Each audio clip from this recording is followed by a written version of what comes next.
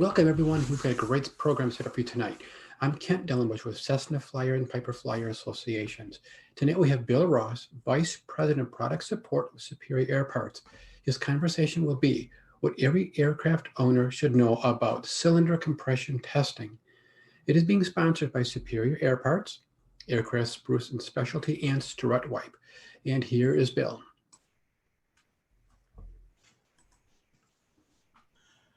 All right. Well, thank you everyone again for your attendance tonight.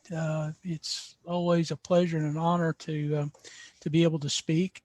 And one of the highlights of my career is to be able to do that. And I thank Superior Air Parts and Cessna and Piper Flyer for allowing me to do that. Just a quick note about me. I learned to fly at a young age. I've worked as a commercial pilot, flight instructor, A&P mechanic since I was a young man, and I own 4 aircraft in our family. We have 4 aircraft, and I understand what the pitfalls of aircraft ownership and cylinder compressions and compression numbers, and there's a lot of confusion out within our industry about what's actually healthy and what is good for a cylinder. What do we need to do to analyze cylinders, and what do the compression numbers actually mean? So tonight we're going to be talking about cylinders, and I always carry a cylinder around with me. So right here beside me I have a cylinder. It's not actually suspended from the ceiling. It's on a little strut here beside me, but I'll be making reference to some of the features within the cylinder, such as the guide, valve guides and seats and things like that within the cylinder during the course of the presentation. We'll kind of jump in to the topic with the topics that we'll be talking about tonight. I think it's important as we go into talking about compression testings and cylinder health that we look at the legacy and design and manufacturing of cylinders and how that came about, how the cylinder is put together, some of the checks and balances and things.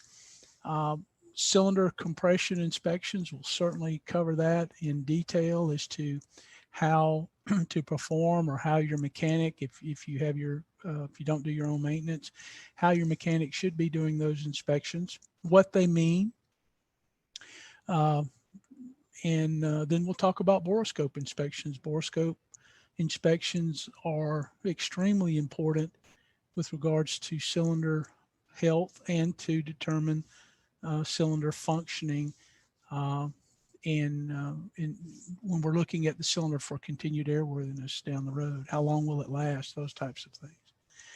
And then we'll talk about cylinder head temperature limits and how actually obsessing over cylinder head temperatures can actually be a bad thing and actually cause problems with the cylinder and the engine as a whole. We'll talk a little bit about that. So let's jump right into compression testing. Compression testing. I hear a lot of people within the years that I've been in the business. They kind of stick out their chest and boast about a compression reading of 78/80.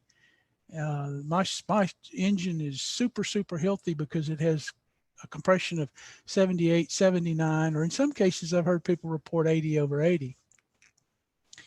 That actually may not be such a good thing. When I see compressions that are in that range, I start to worry and wonder if the mechanic that installed the cylinders, if they actually set the ring gaps in accordance with manufacturer's instructions. And when you have that compression reading that high, it could be that they're not. And as we talk about compression testing tonight, there will be really no opinion that I'll be giving. Everything that I'm talking about is predicated on good, sound engineering data and testing. Um, Instructions for continued airworthiness, the maintenance manuals, the letter of the law, if you will, from the engine manufacturers, whether that be Superior Air Parts, Lycoming, or Continental. So it's very, very important that you understand that I'm going to be void of opinion. We will have only that engineering data that we'll be talking about, and you'll probably um, look at compression in a whole new light after tonight's seminar. And I hope that you enjoy what we talk about. I'm sure there'll be many questions at the end of our discussion or my presentation, and I'll gladly take those at the end. So let's talk briefly about cylinder design and manufacturing. You know, one of the things that's the best defense against early and premature cylinder problems is to start with a cylinder that doesn't leak from the factory. So I'm going to talk in a little detail as to how that works within the cylinder and why that's important.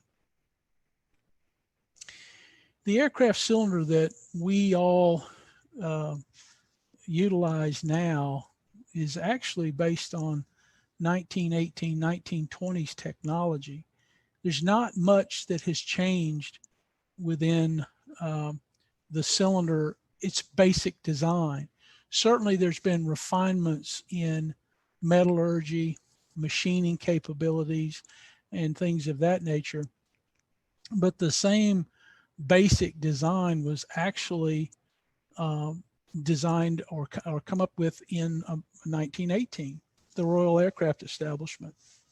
And the two gentlemen, Gibson and Heron, looked at the problem on aircraft is we need to have a cylinder without bolts, without cylinder head bolts like you have in your automobile, where the head is bolted onto the engine block and the bolts come through. The bolts take up areas that can be used for finning.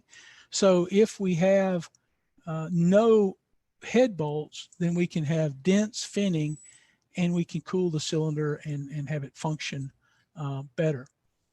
That design was quickly adapted by Pratt & Whitney, Curtiss-Wright, and just about anybody else that came up building aircraft internal combustion engines or aircraft piston engines. The aircraft engine cylinder design is a barrel, a steel barrel. If you can see my pointer here, this is the steel barrel. This is the flange where it mounts to the crankcase, and this is an aluminum head. And I don't know how much detail you can see within your screen, but this is screwed on to the head. The head is actually screwed on to the barrel. It's threaded. And when this is assembled, the head is heated to 600 degrees and the barrel is screwed onto the head. There is some anti-seize compound that goes on before, and then it's torqued on, and then it's a press fit once it relaxes. You notice I said that the head was heated to 600 degrees. I've heard that 380 degrees and above, that the sky will fall and the world will end. We're going to talk a little bit about that in detail too. So we don't need to be so concerned about cylinder head temperatures. I think that we obsess over that a little bit, and we'll talk more about that in a little later in the presentation. But this is a very proven design. It's very robust. You think about the things that we ask from our aircraft engines. The small package. We want it to look good. We want it to make a lot of power. We want it to run to TBO and beyond without any unscheduled maintenance. So we ask a lot, and we run the engines at 65, 75, 85, even 100% of their rated power a good bit of their life, which is analogous to driving around our automobile with our foot on the floor just about all the time. We wouldn't expect that our cars would last very long in doing that, but we do, and do abuse our aircraft engines quite a bit that way. When I said that the best defense about low compression is starting with a cylinder that doesn't leak, what I'm talking about is this area here. If you can see my pointer, this is the valve. This is a cutaway of a Lycoming style cylinder. This is the piston, and this is the mounting flange. This is the steel barrel here, and the aluminum head. And this barrel is screwed on here. But what I'm primarily talking about, because most low compressions, when the mechanic is doing the compression test, he will listen for an audible discharge of air or an excessive audible discharge of air through the exhaust or through the breather. If the breather is hissing an excessive amount of air, then the blow-by is by the rings. If the exhaust pipes or exhaust stacks are hissing a lot of air, could be that the discharge is through one of the valves, the exhaust valve, or even in the intake. If you're hissing in the intake, could be that the intake valve is leaking. So we look at that during the test. But most low compressions, where we see low compressions in the 400, 500, 600 hour range, it's probably because the cylinder wasn't perfect from the get-go, that there was a problem with the concentricity between this valve and this seat. And that valve rides in a guide. And if you can see this illustration right here, this cylinder, this is the valve guide. And this is pushed into the head when it's warm, when the head is heated to 600 degrees. This is driven in, and this is a pressed fit as well. The valve rides in here. And what I'm talking about, concentricity, is between this valve guide and the seat. So that the valve, when it sits in that seat and lines in the valve, it is not cocked in any way. It is perfectly concentric, so it seals. We at Superior actually test that with a fluid, a Stoddard solvent, to ensure that this does not leak and that we have good concentricity.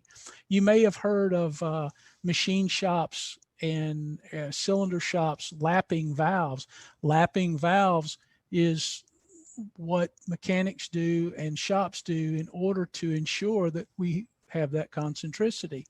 We're taking some lapping compound and moving the valve and taking a little material away so that there is no leaks and that it is concentric completely around 360 degrees. Leak checks, in my opinion, are the lifeline of cylinders to go the distance, to go to TBO and to go beyond without having leaks. I see a lot of mechanics that I've talked to, they say, well, there's the owner burned it up. I've even seen technical representatives from some companies say, oh, the customer burned up the cylinder because he was running lean a peak or he was running this and that. And that's simply really not the case. There are some factors that can cause premature cylinder problems in operation, but by and large, it's not necessarily the owner. It's actually something that maybe started at the factory. Here's another illustration of concentricity between the guide and the seat. This is another cutaway here as the valve is put in this area of the guide is put in this area here, and that's where the valve sits. And this is where the seat sits here, as I pointed out here. We want this to be exactly concentric or square with the valve guide and the seat where the valve closes to ensure that it doesn't. If we have a leak, what happens is the valve remains open slightly during the combustion process. And so as that happens, that leak of those hot gases are concentrated in one area. And that area gets very, very hot, and that can burn the tip of the valve. And this problem can get worse and worse and worse until we have a burned valve and we have low compression. Ideally, we want that seat the valve to seat against the seat very, very tightly and not leak, so that no exhaust gases are escaping during the combustion process, and the heat is transferred. The contact of the valve against the seat allows for heat transfer into the seat, into the head, and the cooling air flows around it and carries it all the way. And that is very, very important to the lifeline of cylinder function. Also in a cylinder, if you can look at this very, very closely, you probably can't see it, but this is the cylinder barrel. And inside the cylinder barrel, when we, or any manufacturer makes a cylinder, when it's machined, it's beautiful. It's very shiny. It's perfect. And so the operator takes the cylinder off of his machine where he's done this perfect, I mean, the metal looks like a mirror. It's so smooth and so clean. And he passes it to the next operator or the next operation in line. And the next guy goes in here and he scratches all that up. And I've had people ask me, why do you guys go in here and scratch all this up and make all these scratch marks? Well, that's called the hone pattern or the hone. And we're purposely putting those scratches in there to retain oil. If you look at the illustration here, I've exaggerated the cylinder wall in these hips and these valleys as the hone, but that's, oops, excuse me, I pushed it and didn't mean to. This is actually those scratches, while exaggerated on the screen here, is exactly what we desire. Those valleys help us to retain oil within the cylinder so that we have adequate lubrication against the piston ring and the cylinder wall. And this is how that works. This is the piston here. The combustion gas and pressure pushes down on the piston. The piston rings have what we refer to as a semi-keystone design, so they're pitched slightly.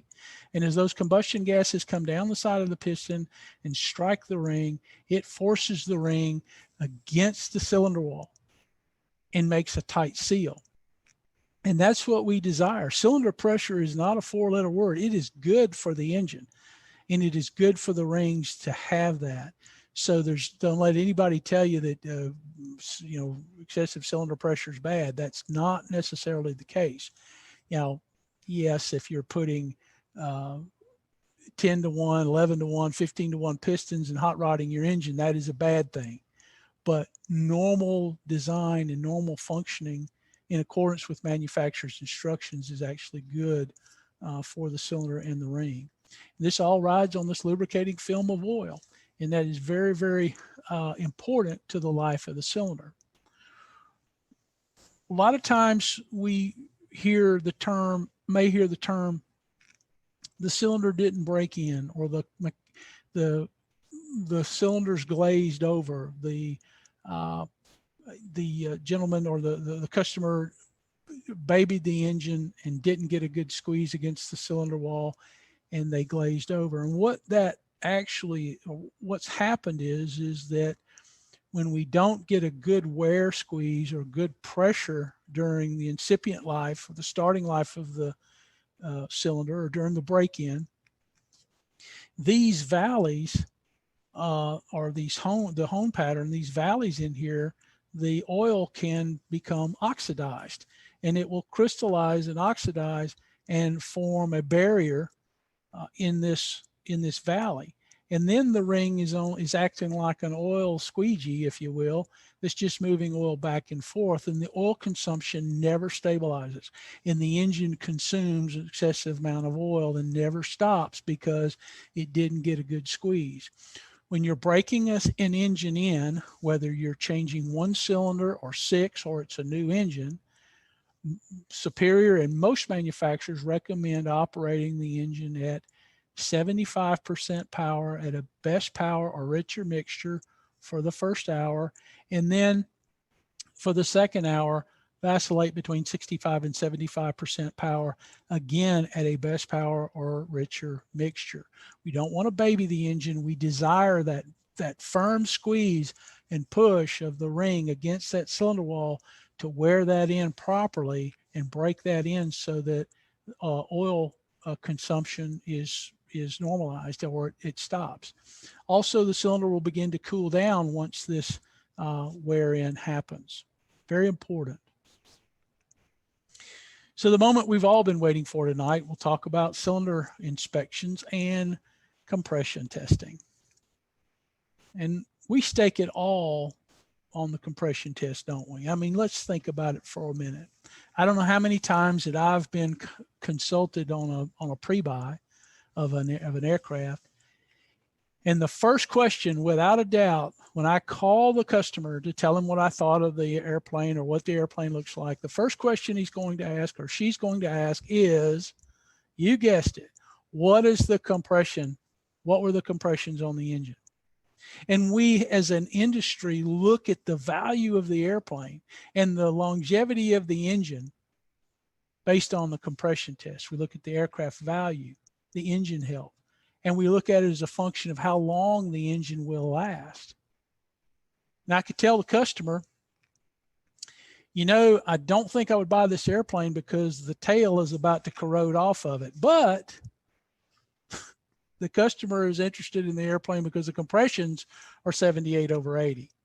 Don't get caught up in that number is my point here, folks, that there are many factors that come into looking at cylinder health, and the compression test is really a tool that allows us to identify the source of the discharge. Now, to go back to the beginning slide when I talked about ring gaps, rings can't touch. They have to have a gap.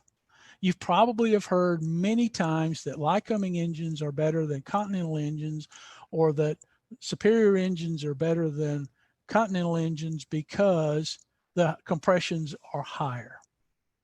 And that's true that the compressions are higher, but not necessarily that it's based on because the engine's any better. It's actually because of the ring gap design.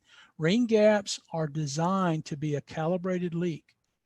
And so when you do a compression test, there will be a leak. If there's not a leak, there's a problem. You could have rings that are actually butted together within the cylinder.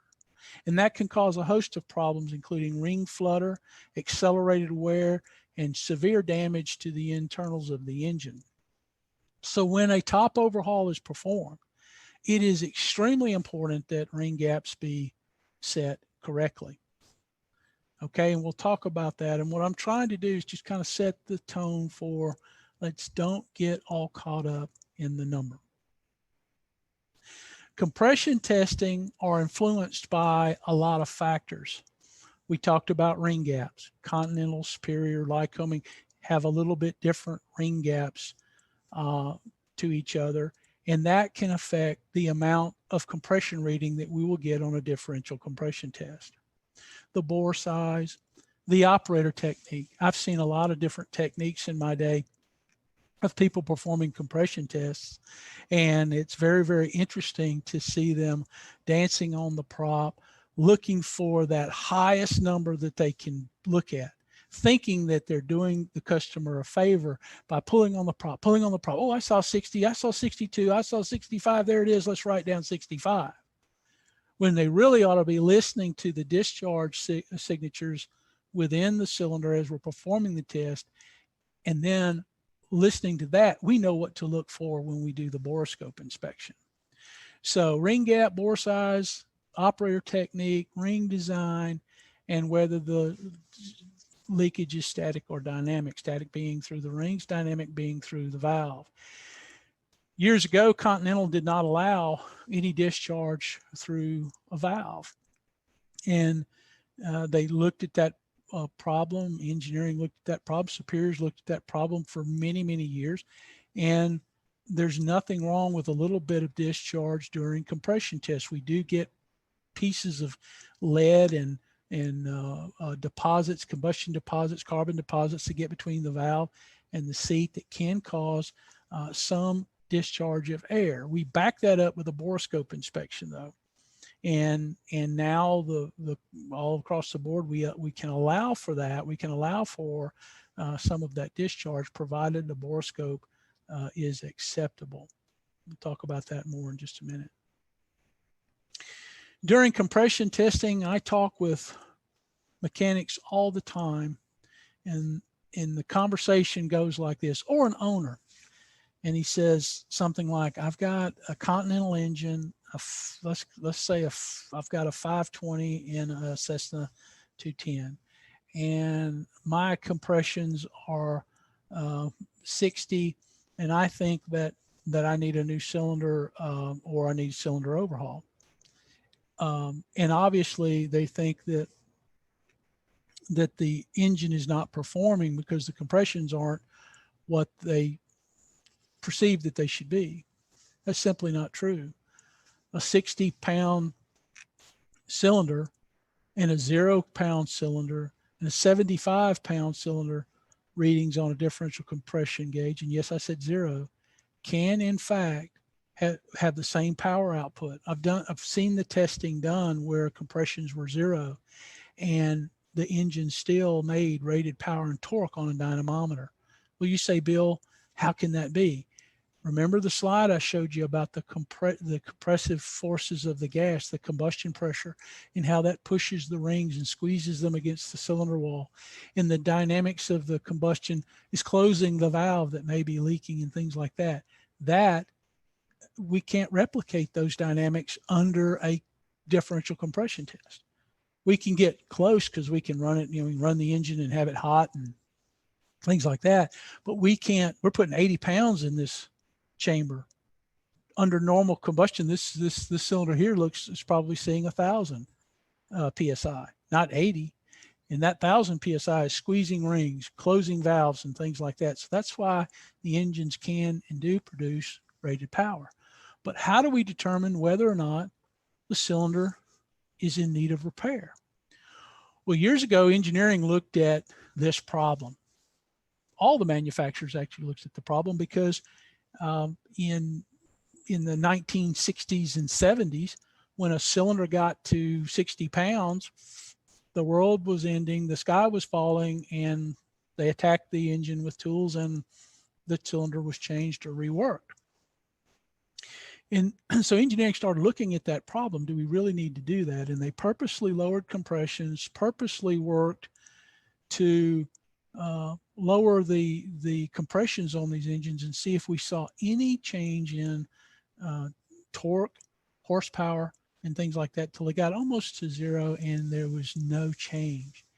So they developed a leak limit, and Continental formerly had SB 03-3. Lycoming uses 1191, SB 1191, and these were written to establish a leak limit using a master orifice tool in a compression gauge to establish a leak limit prior to the test. Okay.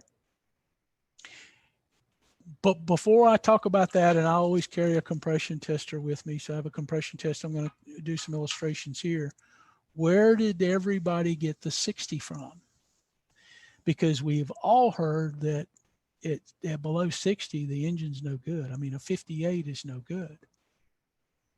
Well, it came from the advisory circular 4313 that's published by the FAA as an advisory circular for aircraft inspection and repair. And we as mechanics are to use that in lieu of manufacturer's instructions. And that document says, in lieu of manufacturer's instructions, thou shalt use 60. We now have manufacturer's instructions, and they tell us to use a differential compression tester using a master orifice and establish the leak limit.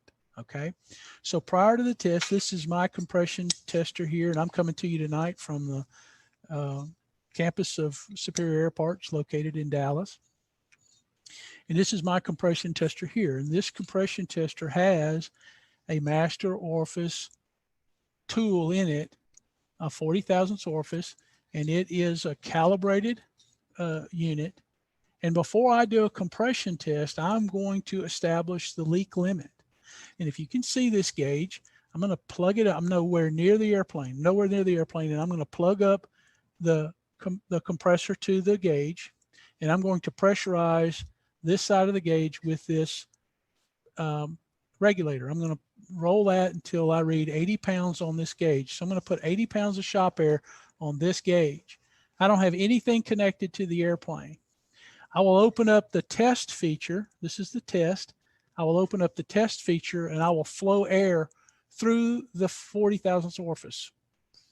Both of these manufacturers and Superior recommended 40 thousandths orifice. So I'll do the test feature, select test feature. I may have to adjust this gauge to get 80 back on here, and I will read this leak limit. Okay, and I will read that leak limit, and that will be my leak limit for today. If I were to plug this up to an airline in Dallas, Texas tonight, I would expect it to be generally somewhere around 42. You say 42, how can we have a compression of 42 and it, would you really return that to service? You bet. If I get a 42 or above, by the letter of these documents, based on this manufacturer, these instructions for continued airworthiness, I can return that engine to service, provided the borescope is acceptable. And we don't have any other, cracks or any anomalies that I'm doing during my visual inspection. I can return the aircraft to service. I can sleep well at night. I'm not worried about power. I'm not worried about longevity or anything like that.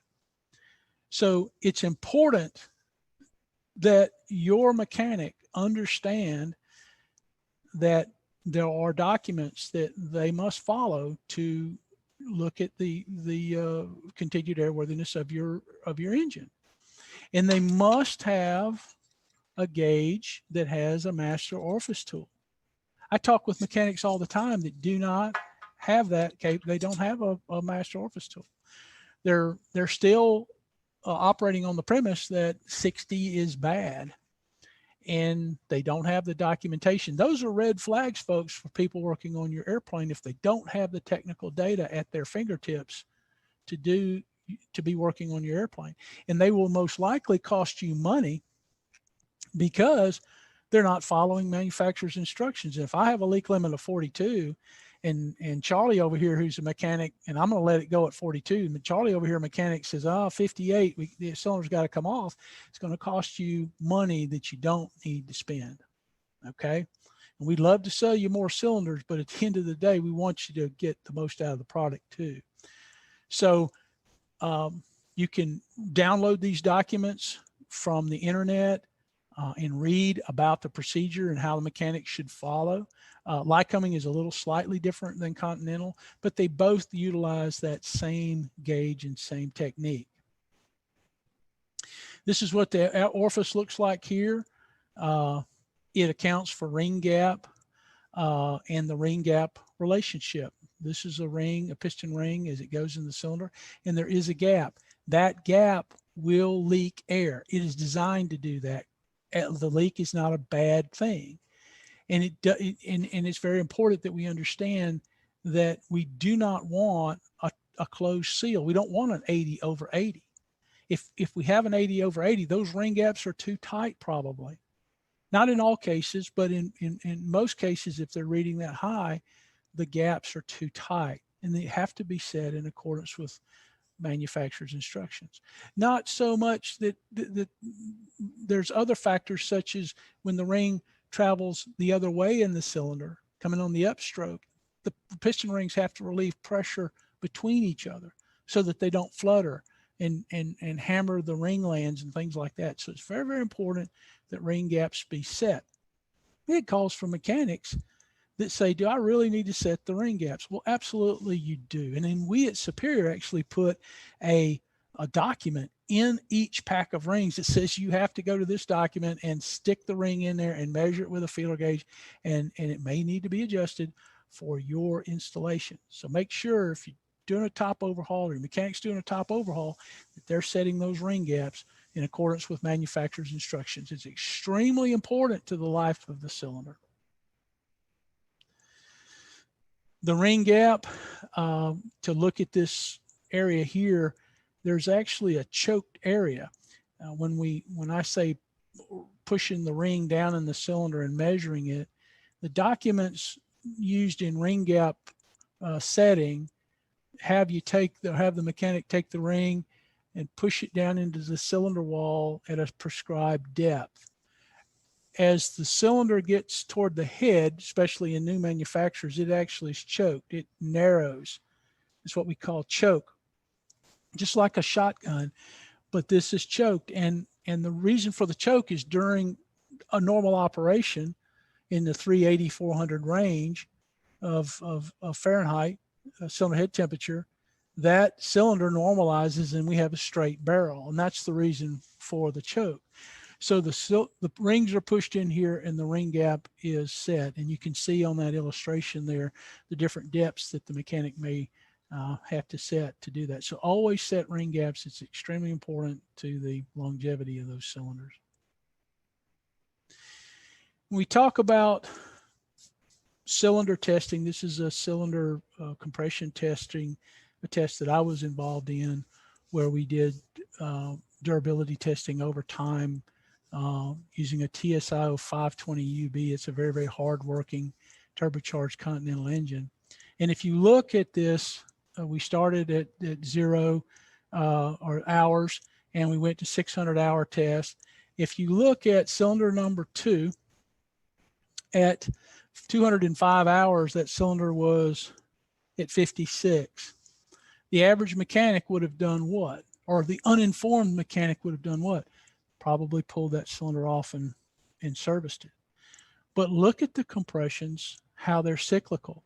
And yes, this probably had a little bit of carbon, a little bit of bromide deposit, a carbon deposit, lead deposit up between the valve and the seat, caused a little discharge.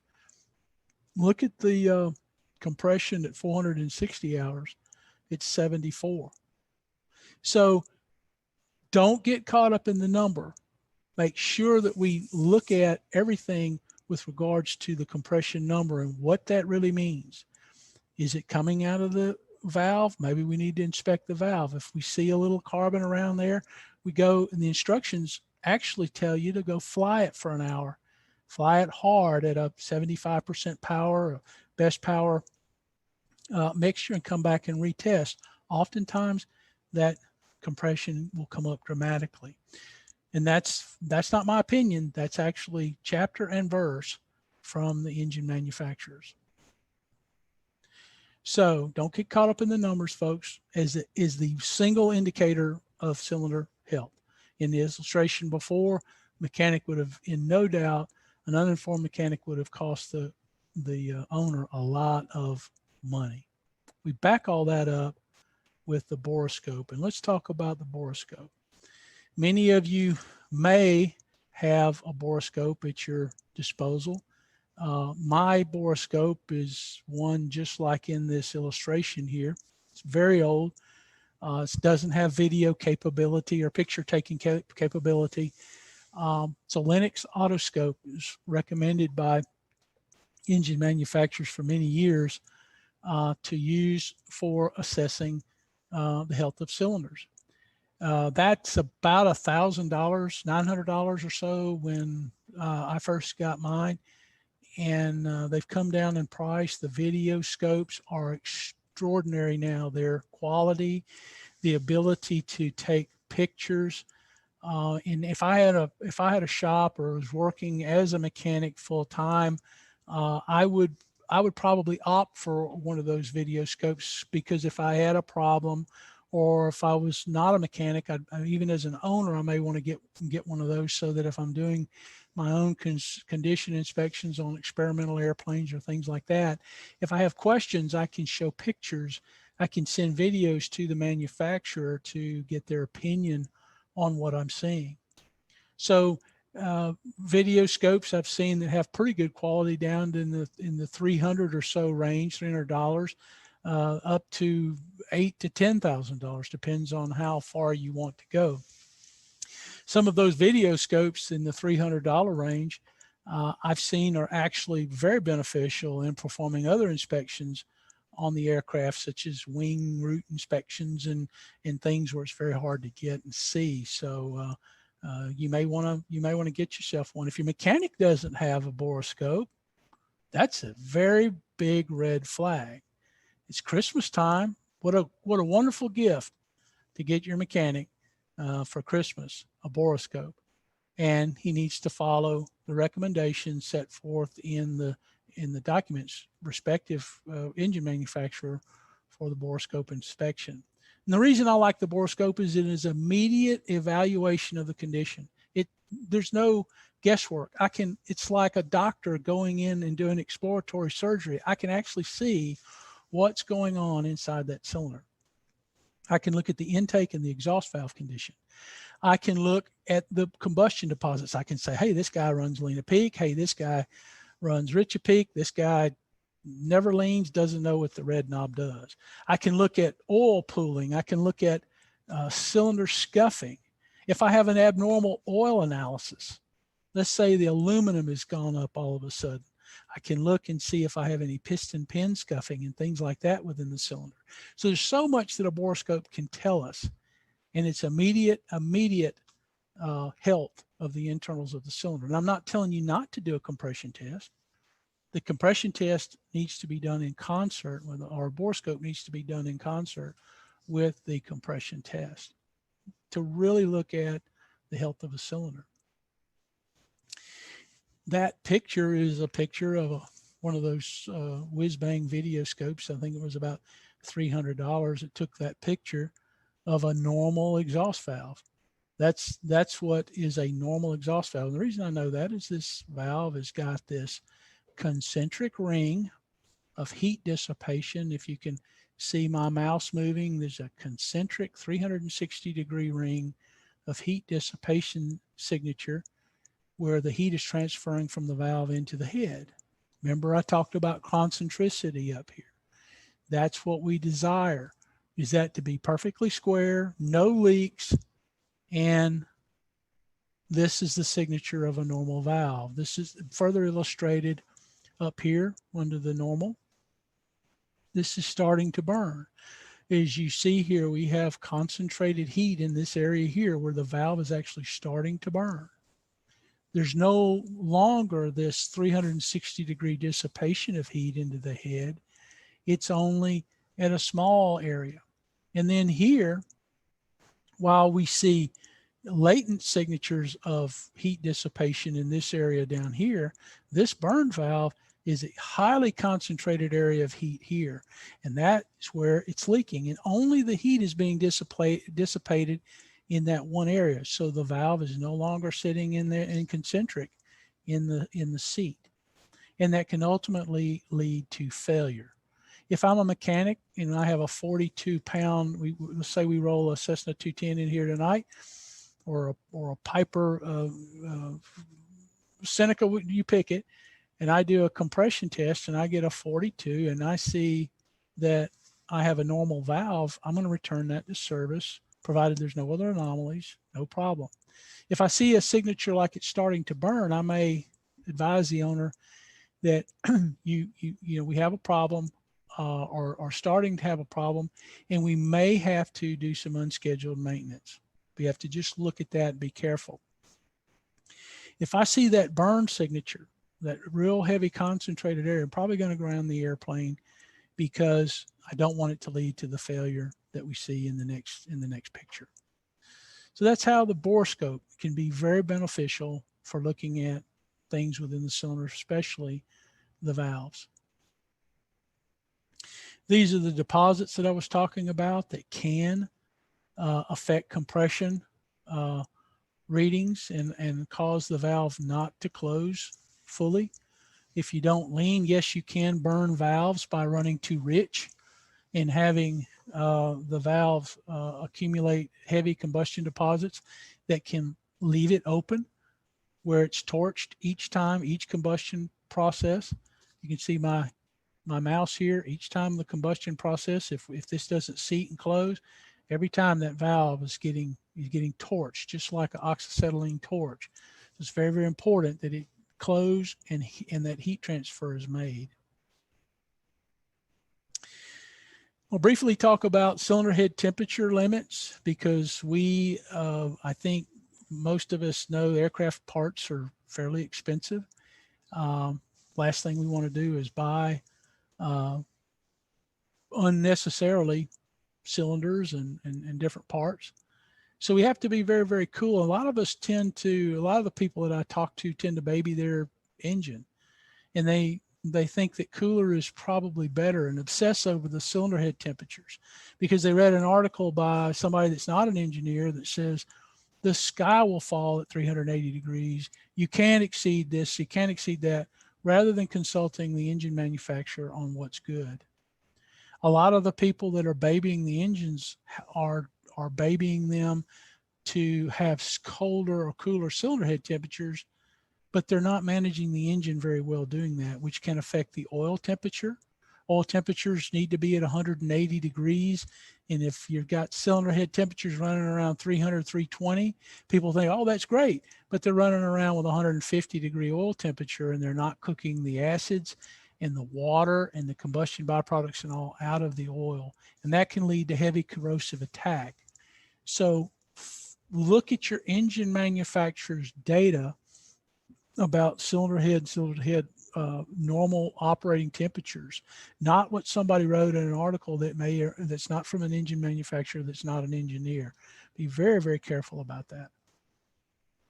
I think what happens is somebody reads, in a chat forum or a paper that 380 is good. So, well, heck, if that's good, I'm going to target 350. And then that guy says, well, 350 is good for you, I'm going to target 300.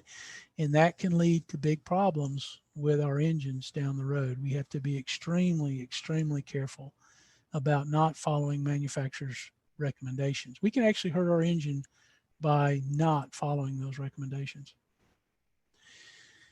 So I sound like a broken record, but mechanics and operators should always adhere to manufacturers' recommendations.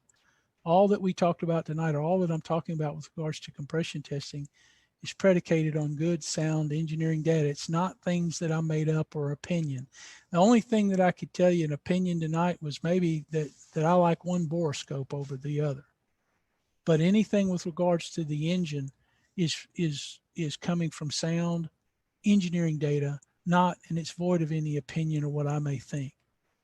I follow those manufacturer recommendations and I get good life out of my engines and keep my wife happy because we're not spending money unnecessarily. If you do that, I promise you it will lead to enhanced safety and will reduce the life cycle costs of owning your engine and operating it.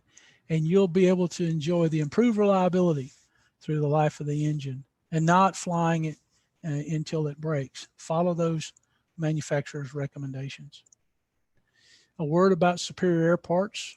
When we're talking about cylinders, if you've heard of Millennium cylinders, that's Superior Air Parts. We make those Millennium cylinders. We're the manufacturer of that.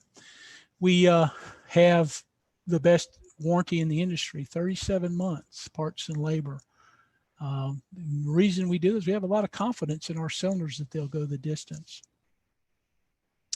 We make several thousand approved PMA parts for many of Lycoming and Continental engines.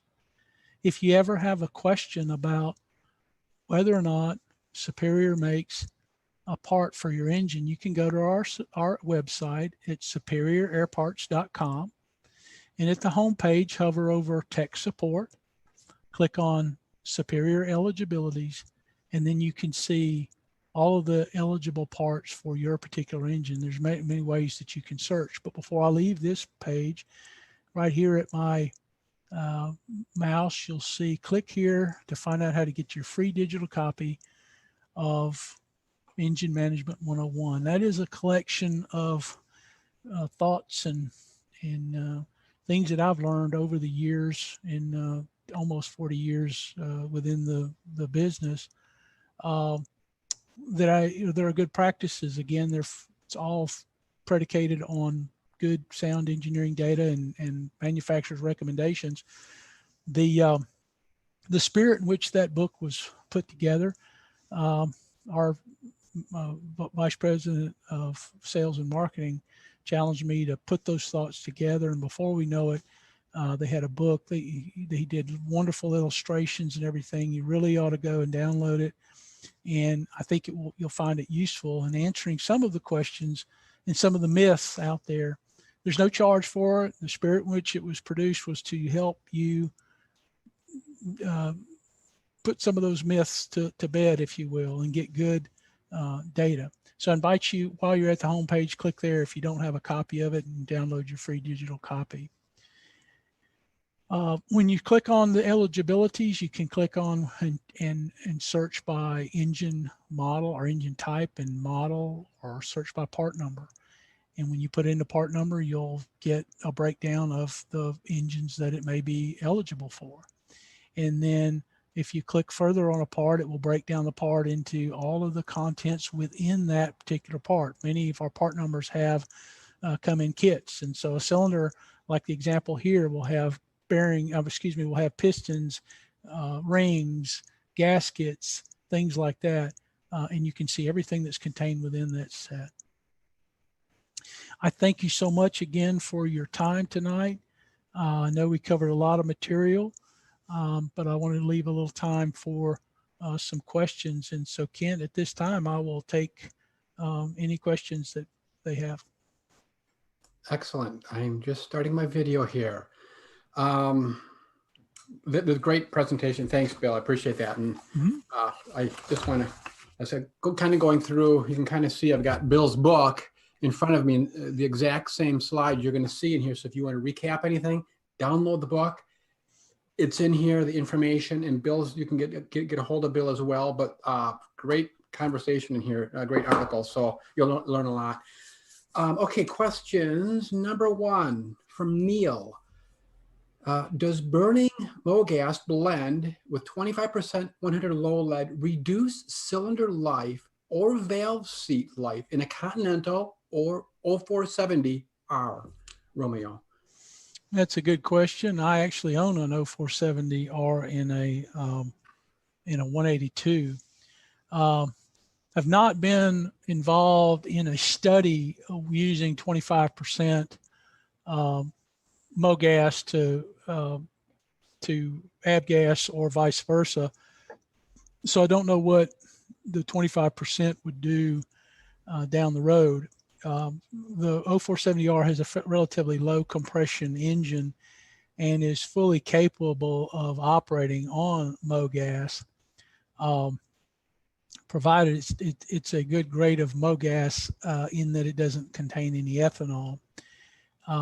I also, one of the airplanes that I have is a Stearman, which has a Continental W670, and the compression ratio on it is extremely low, about 5, I think it's 5.4 to 1, which is a very, very low compression engine. And that thing will run on a bad grade of Alabama moonshine. Doesn't have to have avgas, but in all of my airplanes, I do operate them on 100 aviation gasoline. The reason that I do that, Neil, is that the specifications for avgas are very, very controlled. The ethanol content is 0. The anti-knock constituents are always in the center of the goalpost. There's no room for any variation. When you use auto fuel, you start to change. You have differences in vapor pressure. You have differences in the strict control of ethanol. Now, I know it may say no ethanol, marine fuel, or 93 octane, no ethanol, but you have to understand that there's no strict control of that content. What I mean by that is that load of non-ethanol fuel, the tanker that was filled right before that load could have had ethanol in the fuel, and residually by volume you could get ethanol introduced into your system. So I stay away from that.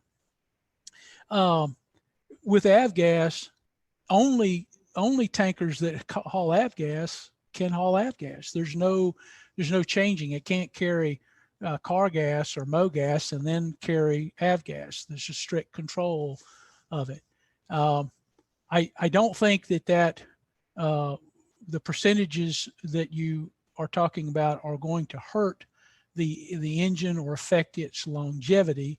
I think you're probably looking at more problems with compatibility in your fuel system, your carburetor, your gasculator, fuel hoses, and things like that, as opposed to anything else. But as a general rule, I do not and have not used mogas. I use 100 octane in all my aircraft. Okay, great. Thanks. Thanks. Okay. Let's see here. Ron, can you discuss doing a warm engine compression check versus a cold engine compression check? Yeah, that's a very good question, Ron. And that is probably one of the biggest mistakes. And a single indicator that I see when I'm talking to, as a technical representative of Superior, if I get a call from a mechanic and he says, "Hey, I've got a questionable compression," one of the first things I'll do was this compression test done hot or cold? Well, we do them cold. Well, if you do them cold, you're doing them wrong, and you're not following the guidance of Continental or Lycoming. Both want the engine up to temperature, and the reason for that, if you take an engine that's cold, where the oil has drained or has puddled in one area, then that can affect the compression readings. And I've actually seen compressions on engines that were cold that they were 0. You go out and you start the airplane up, you go fly around the pattern, and you warm it up, you bring it back, and they're 75. And so a lot of the expansion, again, we're trying to replicate as closely as we can what's happening under the dynamics of combustion. We'll never be able to put 1,000 PSI of shop air into here. Nobody could hold the propeller during a compression test for that.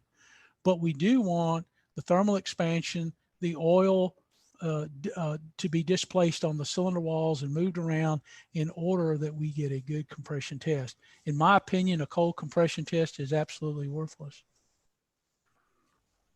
Now, excuse me, not my opinion. That's fact, because the OEMs and Superior recommend that it be done hot. Thanks, Bill. Let's see here. Neil has a question. What is the optimal cylinder head temp to prevent premature cylinder wear in a Continental or 0470 Romeo? Your engine again. Boy, a lot of 0470Rs out there. Yeah. We need to start our own club. My 0470, and I, as many of you know, I live in Mobile, Alabama, and I live pretty close to Bila Battery, Alabama, so just north of there. If you've seen the movie Forrest Gump, it gets very, very hot there. And in the summertime, it is not unusual for me in cruise to see temperatures of 400, 405 degrees. That doesn't bother me at all. The optimum and the target temperature for that engine and most engines is about 380 degrees. And what I mean by that is at 380 degrees, the fits and limits and tolerancing in the cylinder is at its optimum. And 380 degrees will allow for good oil temperature. When I'm saying good oil temperature, something in the 180 degree range, so that you're cooking out the unwanted acids and things like that. Most any aircraft engine should run smooth in a cruise configuration with cylinder head temperatures less than 400 degrees, and run smooth, whether it be Lena peak, Richa peak, or at peak. In some cases, best economy in some of these aircraft engines is actually at peak exhaust gas temperature. Okay, let's see here. Zach has a question. What is a desirable in real oil consumption value? Example, 1 quart per 10 hours or 1 quart per 25 hours? What is good oil use rate? That's a very good question. I always make short stories long, don't I, Kent? But that's all right. I was asked this question on my A&P exam right out of high school. I went straight out of high school to A&P school. So I was a young kid, and I finished the 21-month class, and I was doing my oral test, oral and practical, with Captain Crook, who was the crusty old mechanic. And he asked me that question: what is maximum oil consumption for an engine? And I actually knew the answer to that. And in each pilot's operating handbook or owner's manual or engine manual, you will find a maximum brake specific oil consumption. If you don't find it in the manual, you'll find it in the type certificate data sheet.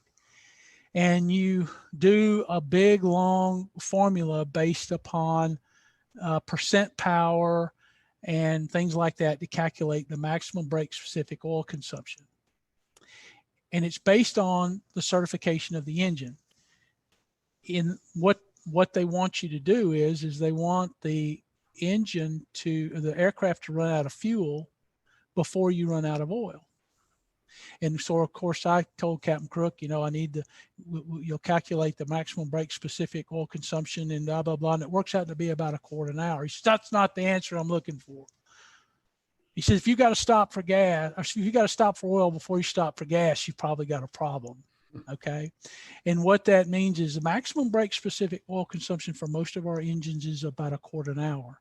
The average, I would say, the center of the goalpost is probably a quart in 7 hours. And then you have some that are sealed really, really well, and there's a quart in 20. Again, a guy that's doing a quart in 20 and a guy that's using a quart in 7, that guy that's using a quart in 20 is not, his engine's not any better. It's just there's a lot of factors that allow for oil consumption, like the position of the breather, and those types of things, the percent power that he's running the engine and things like that. So the middle of the goalpost, a quart in 7, as you tend toward a quart in 1 hour, there's probably some maintenance. Burning a quart in an hour does not always mean that you have cylinder problems. It could be a nose seal leaking. It could be a filler cap that's leaking. It could be a host of different things that are not related to cylinders. Okay. Good question. Thank you. Thanks, Bill. Let's see here. Zach has another question. Big bore Continentals seem to eventually settle in the high 50s to mid 60s over time. Why is that? Good question. It has to do with the ring gaps. As the engine wears, the ring gaps are set, and they do settle around the 55, 60 range, sometimes even in the 40s. And they do because they wear in, and there's not a thing in the world wrong with that. It's very normal. Okay, excellent. Neil has another question. What would cause the spring in the oil control ring to break and get chewed up by a Continental 0470 Romeo? Wow. Generally, when the spring breaks, a couple of things can happen in an oil control ring. Number one, most ring fractures occur during the install of the cylinder. The mechanic just doesn't have it closed, the rings closed against the piston, and when they drive the cylinder home or push the cylinder up, they fracture the ring, and then over time it breaks. The other thing that can happen if we operate with low power, okay, and extremely lean. If we you can't really run lean a peak in an 0470R, but you can run at very low power settings, and running at those low power settings can actually cause a blow by to get by the rings in an accelerated fashion. That combustion product can actually coagulate or crystallize or oxidize the oil, rendering the ring where it's inoperative, where it can't move. And when it can't move, it may put undue pressure on the spring and actually fracture the spring. So in both cases, it can happen. Okay. Let's see here. Richard, what do EGT temperatures have to do with compression issues, and what maximum EGT temps are harmful to the engine? Okay, good question. Exhaust gas temperature, there is no limit to exhaust gas temperature on any engine. There are, on turbocharged engines, you have maximum turbine inlet temperature, and that's based on turbocharger limitations, not on the engine limitations. The limitation of EGT is at peak. The relationship between exhaust gas temperature and compression testing, and this is an excellent question, are, let's take, for example, an aircraft that is involved in photo operations, that's operating at 50% power and the pilot is running it at full rich. So there's a lot of combustion deposit accumulating. Those EGTs are low. They're not cooking the lead off. And what I mean by that is the lead scavenging agent in avgas doesn't really become active until temperatures of over 900 degrees. So that lead is not melting, and it has a way of coagulating and solidifying on the valve and the seats, things like that. And that can lead to burning. How do we remedy that? Well, that's easy. When we have problems, chronic problems with operators like that have to operate at 50% power, we recommend that they run the engine at peak exhaust gas temperature. So we want the highest exhaust gas temperature that we can get to burn those things off, to get that lead scavenging agent active, and keep the valves and everything cleaned and that stuff burned off.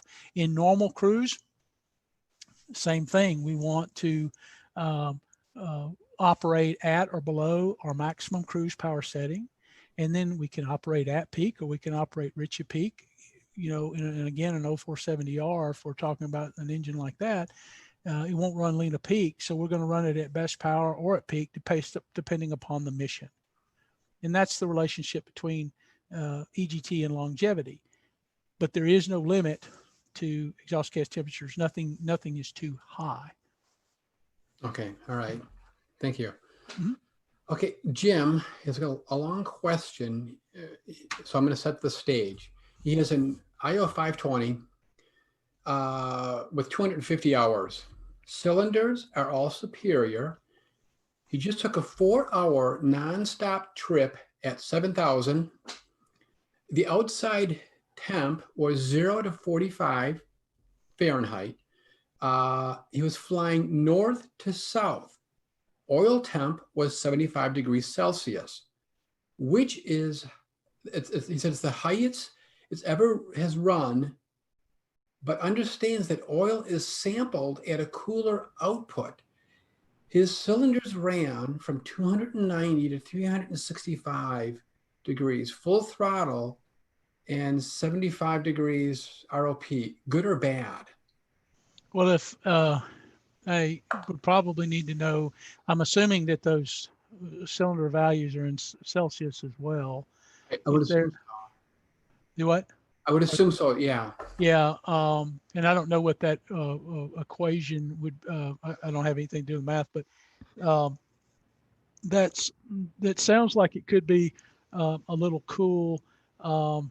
75 degrees Celsius, again, not having the calculator do the math, whatever it works out to where you can sustain 180 degrees oil temperature F, 180 F, is what the engine manufacturers desire and the oil companies desire. If you're colder than that, you're not really at a systemic oil temperature hot enough to burn those unwanted acids and water and things like that out of the oil. A good resource for that is the Aeroshell, the Shell Answer book. That's available online, and it's a very good source on oil temperature and why that needs to be at that 180 degree mark. Oil temperature is generally taken off at the oil cooler, so you're seeing cooled oil that's coming out of the cooler rather than what's actually in, systemically in the oil. So the actual oil temperature of the oil is a little hotter than the 180 degree mark. But whatever that equates to be, you may need to change your power setting, your leaning schedule to get that. And in some cases, in cold weather, some airplanes need to be configured with a cold weather kits on the baffling in order to get those temperatures up. So whatever that works out to be to get to 180, that's what you need to be doing. Okay. The next question from Alan is kind of teeter-totters what you just discussed. Is there a minimum cylinder head temp during winter operations? That is found. That is found to be, and I just got a thing. 75 degrees Celsius was 167 Fahrenheit. So that is cold oil. It's a little colder than desired. Thank you for whoever put that up there. I just saw it flash up. Um, that's a mathematician in our midst, and Mhm. that's great. Um, repeat the question again. I'm Uh, sorry. Alan, he said, he's asking, is there a minimum cylinder head temp during winter operations?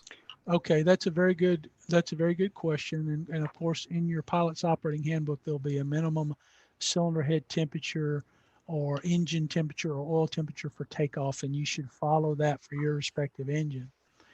In and I'm asked this question a lot. And what we need to do again, and you're right, it's teetering on the same question, is we need to configure the engine so that the cylinder head temperatures can get as hot as they can be in the wintertime. Think of the engine as a heat pump. If you're running, let's say, Lena Peak, and you can only get 300 degrees, you probably want to run at peak or rich of peak in a best power configuration. Maybe change the power setting, maybe run a little higher power setting and things like that to get that temperature up. So it's really a loaded question, but you know, to cylinder head temperature is the only thing that can raise oil temperature. Mhm. And so getting that cylinder head temperature, whatever that minimum is to get you the 180, that's the mark. Okay, that's what we're desiring. And if you can't get there by the configuration of leaning and power settings, and you still can't get there, you're in extreme cold weather, then you need to consult the aircraft manufacturer for, or engine manufacturer for a cold weather kit. Okay. Um, looks like Merrick has a question. How can it be that exhaust valves can show a small leak year after year, comparison still to the high 60s, and no leak overheating signature with a borescope test? He's got an 0470 again. 0470, and you actually broke up just a little bit during that. Can you repeat the question? I'm Yes, I sorry. can. He said, how can it be that an exhaust valve can show a small leak year after year, compression still is in the high 60s, and no overheating signature with a borescope test with this Ec- 047? Excellent question. Excellent question. When you, uh, uh, again, we're putting 80 pounds of pressure during the differential compression test, and there may be just a very slight leak. When the dynamics of combustion are operating and the piston is going up and down and the engine's in operation, it will actually those 1,000 psi will actually shove against that uh, and close the valve. The, so we're not replicating what we see on a on the dynamics of combustion by doing just a 80 pounds compression test. It can leak a little bit there. Under operation, that 1,000 psi is going to close that subtle leak and allow it to seal. So that's how that works. Okay.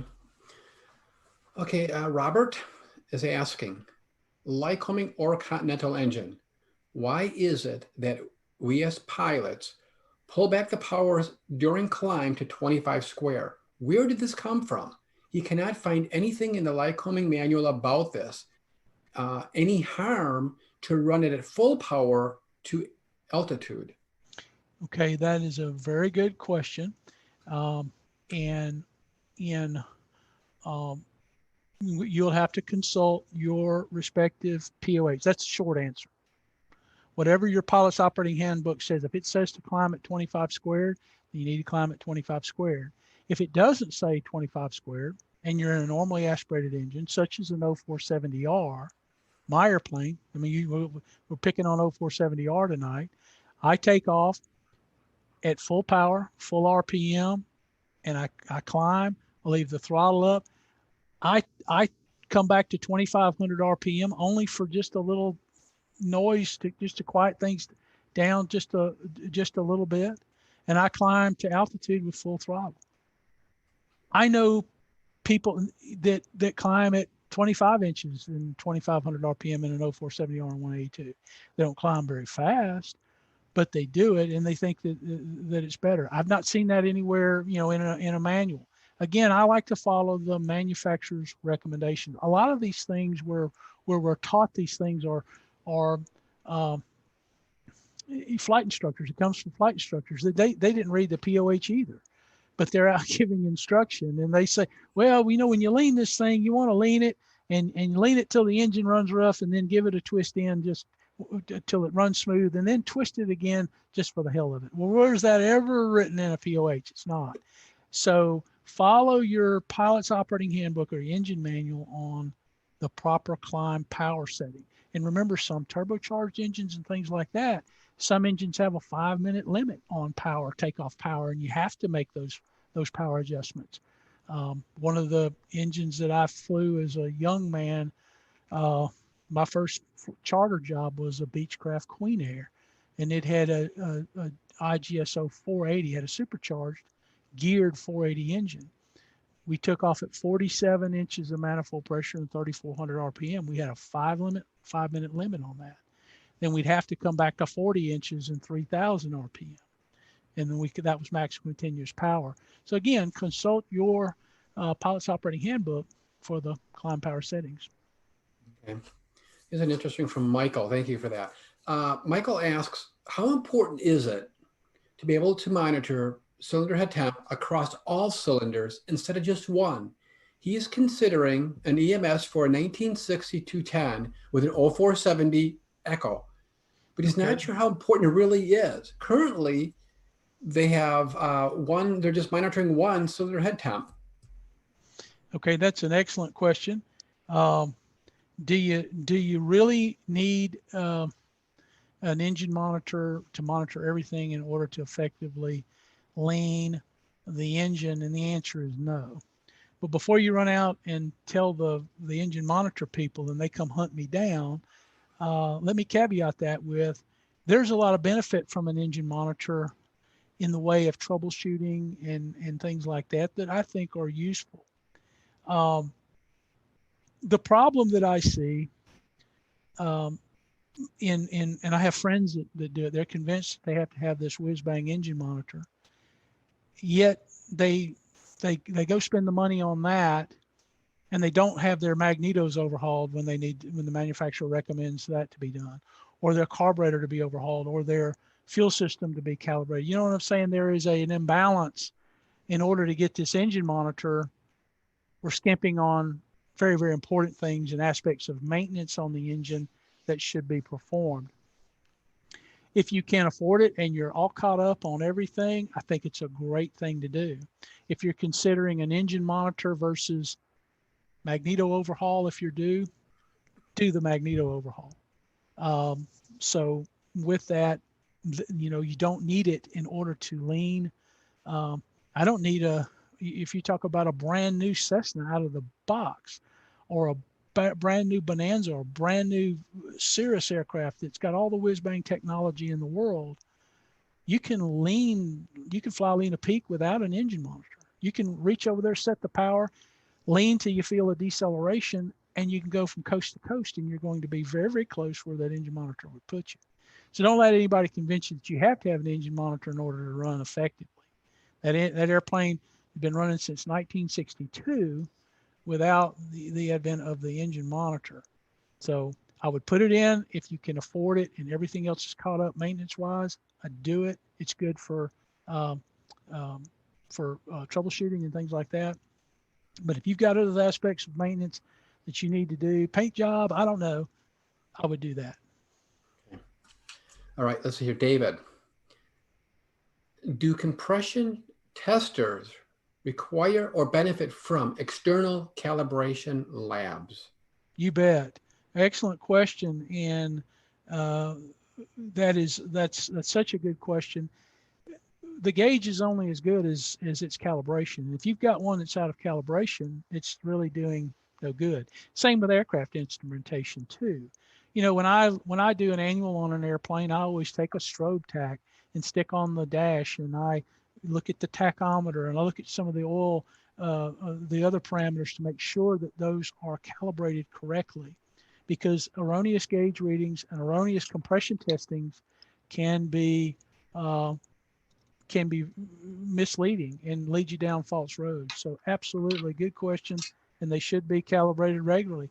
Any shop that you go in, let's say you're an aircraft owner and you've got a guy doing your annual and you go in the shop, every torque wrench, every compression tester, every piece of equipment that is a test equipment should be have a current calibration sticker on it. Otherwise, it's useless. Good question. Good point. Yeah. Let's see here. Vaughn. What was the Lycoming procedure number for compression check? That's SB 1192. Okay. Did you get that? SB 1192, Vaughn? Okay, let's see here. Eric. Eric has a Lycoming 0540. It always seems to run. Whoops, where did he go? I just got flipped. My questions just got flipped here. Sorry. Okay. Let's go to this next one. Good compression, quote unquote, good compressions, cold. Would you still want to check it hot if you've got good compression when it's at annual? By the time the compression check plane has been sitting for a week or two or more, fly it an hour before Borescope and compression ? Yes, and absolutely, if you're not doing it hot, you're not following manufacturer's recommendations, and there's a host of reasons to do it hot that we did talk about. And a mechanic that's doing it correctly. Let's say that you brought the airplane to me, and you flew it in. That's the first thing that I would do is start the oil draining, and I'd get the cowling off and do the compression test. I don't have to work like a madman to get the cowling off. In fact, when you shut an aircraft engine down, it will become maximally, the maximum heat soak will occur about 20 minutes after shutdown. So I can leisurely, start the oil draining, get the cowling off, and go ahead and perform the compression test before I do anything else on the engine. And in my opinion, if you're starting the annual on the brakes or the airframe or something like that, that's kind of backwards. And I've never followed that procedure. You've got the airplane all taken apart. It's very difficult to even run the engine to get it up to temperature, much less fly it. Many times they come in and they're right at the edge, so they go out of annual immediately. So the best practice is to go ahead and get those items completed while the engine's warm. Again, if they're checking it cold, they're not checking it in accordance with manufacturer's instructions. Okay. Zach again says he likes to run Lena Peak. He's got an IO 470 Charlie. How does Lena Peak affect longevity? That's a very complex question, and again, going to the book, Engine Management 101, I talk about Lena Peak and things like that, in great detail. I have heard this debate about Lena Peak, and you have to run Lena Peak. It's almost like a religion. You got the Lena Peak religion, you got the Richie Peak religion. And the truth of the matter is that if your engine is capable of running Lena Peak and has power charts and leaning curves for you to run Lena Peak, you're not going to affect the longevity of the engine either way. But there's times when it makes sense to run Lena Peak. There's times when it makes sense to run at peak, and there's times when it makes sense to run Richie Peak. It depends upon the mission. And I would be very careful not to subscribe to one of those single religions. Consult your pilot's operating handbook. And if you're operating at or below max cruise power setting, whether you're Richie Peak, Lena Peak, or at peak, it's not going to affect the engine longevity one iota. Okay. David has a question. He says he's got a 182 with an IO 540 that turns at 2,400 RPM. There's an STC to turn the 540 at 2,700 RPMs. What's the difference between the engines?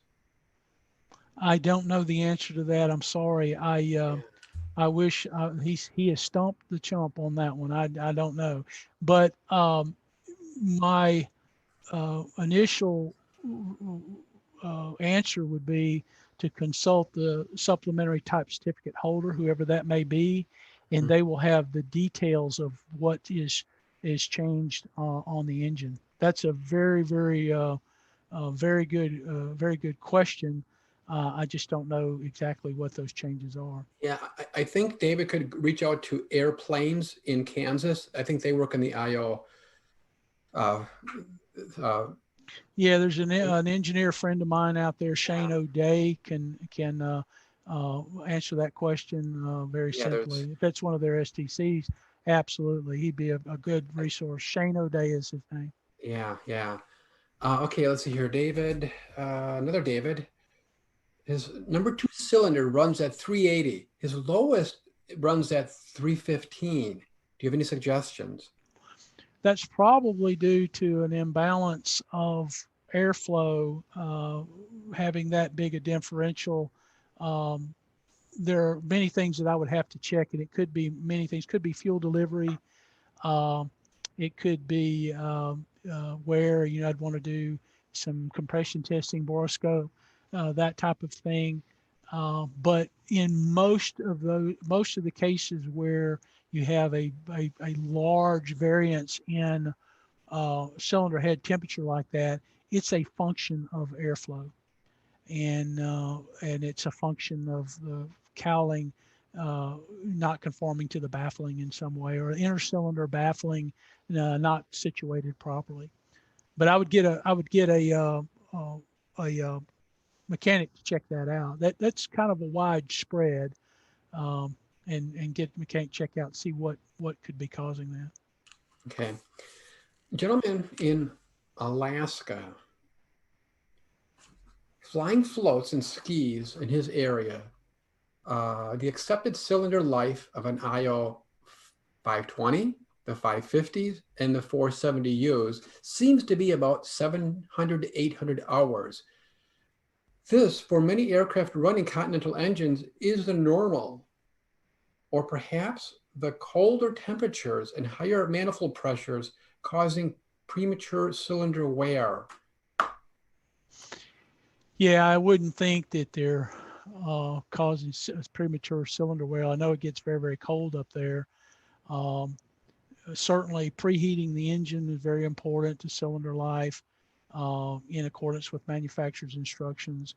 Um, Operating them where they don't accumulate rust.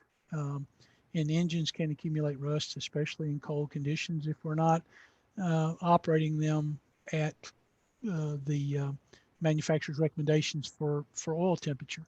Um, but I don't know that just the cold itself has any relationship with wear or anything like that. Again, those if their cylinder head temperatures are extremely cool in the 300 range for those types of engines, I would certainly look at a cold weather kit to be installed in those months when it's cold, so that you would get that or take that off the table. But a lot of times, if they're having those problems, they're probably leaking, from the factory, or leaking from the incipient life of the cylinder, or maybe the engine overhaul or cylinder overhaul facility. It's got a problem with this, this concentricity that I'm talking about. That can also be playing a role with you too.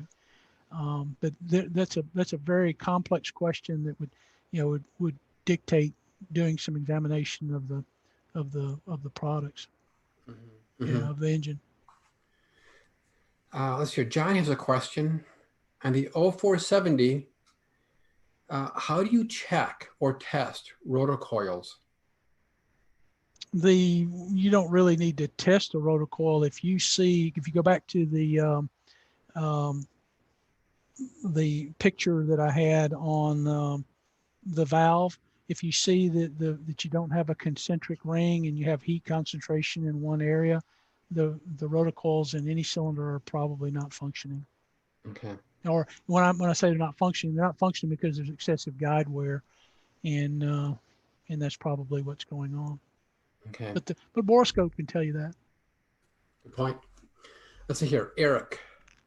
My Lycoming 540 always seems to run around 430, 469 cylinder head temp on number 3 cylinder head on full power at takeoff.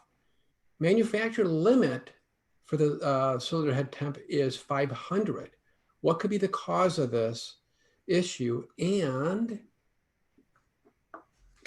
is it consistent on a consistent basis? Well, if it is consistent, one thing we want to eliminate is fuel delivery. And so if this is a fuel injected engine, I didn't catch the engine model, but if it's a fuel injected engine, we'll look at the nozzle, make sure we don't have a clogged nozzle that's leaning the engine. So we want to look at a relationship between exhaust gas temperature and cylinder head temperature. If that has a high exhaust gas temperature corresponding to the cylinder head temperature, it could be that it's a fuel delivery issue or something like that.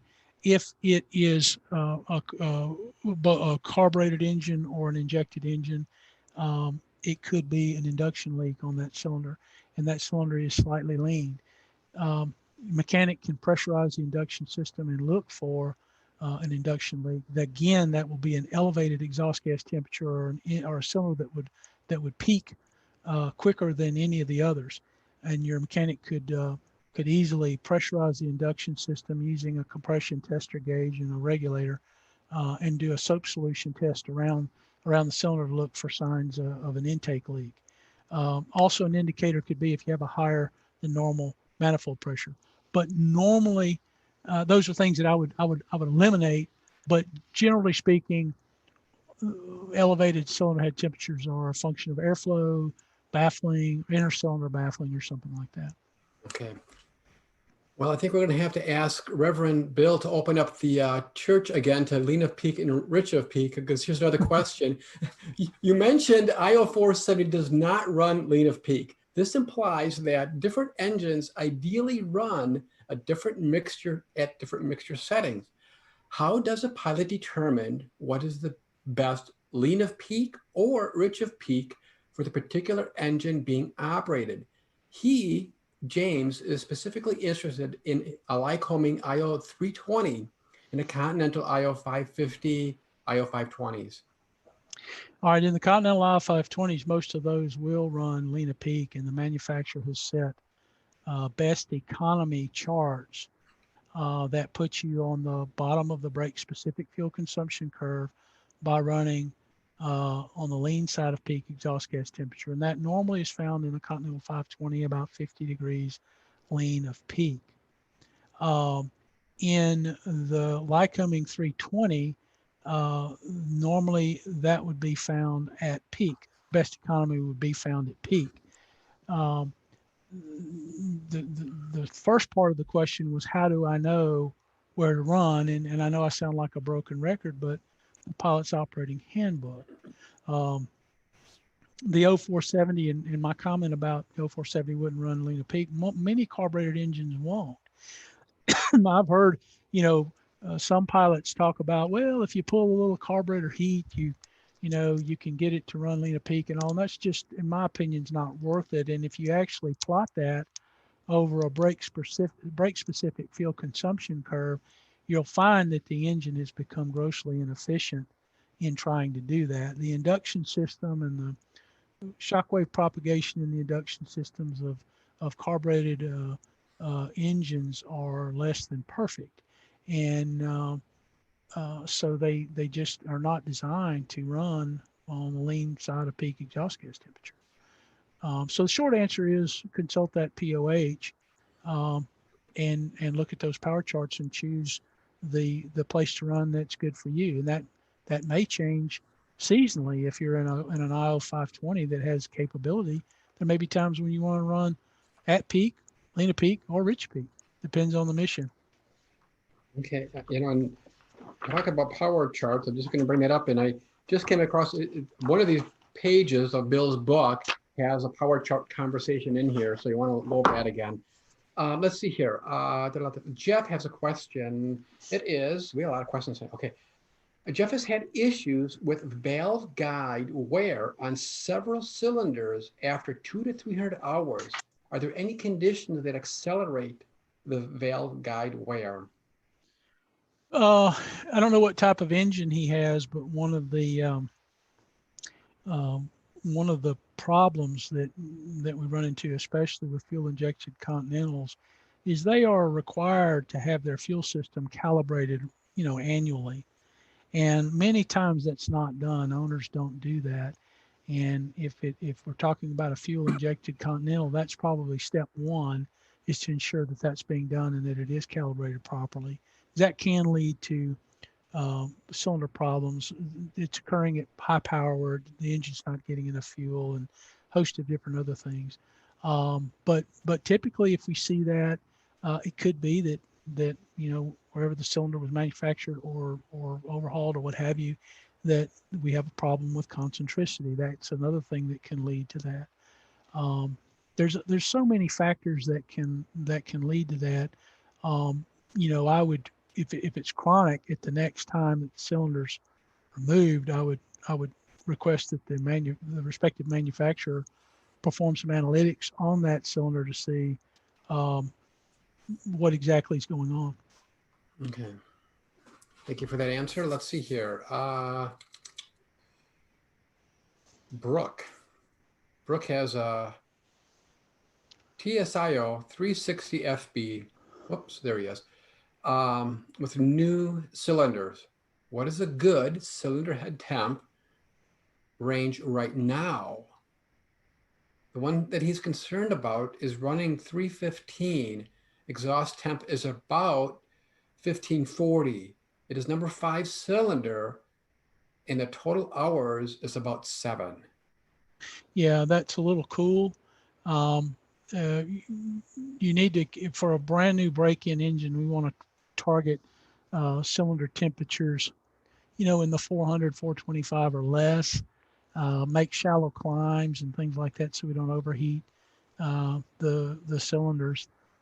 If they're running cold, we need to look at cold weather kit. Is OAT extremely cold, or do we have adequate fuel flow? Those types of things needs to be troubleshot by a mechanic. That is a pretty low, but again, not knowing what climate he's in, it may be normal for that climate. I'd probably wait for warmer days to try and break it in if you can. I can't always do that. And even at 315, it's probably going to break in fine. But again, I'm looking at corrosive attack, things like that, and oil temperature down the road. Yeah, he just, Brooke just jumped in and said that the rest of the cylinders are actually right at around 340 to 375 cylinder head temp. And the EGTs are 1460 to about 1540. I'd probably have a mechanic swap probes between two cylinders and see if that follows. It could be something as simple as a probe. Okay, great. Yep. Thank you. Hopefully that helps, Brooke. Yep. All right. Well, I think we are good for questions. To that, we're going to say thank you to Bill for your time again tonight. Thank you for having me, and Merry Christmas and Happy Holiday to everyone. Happy holiday to you, your family, and everybody at Superior. Thank you very much for everything. All right. And we'll be seeing Bill a little later on, and everybody else. Thank you again for attending tonight. This was a phenomenal event. A lot of people, a lot of great questions, you guys. Thank you very much. This is great engagement. We appreciate that.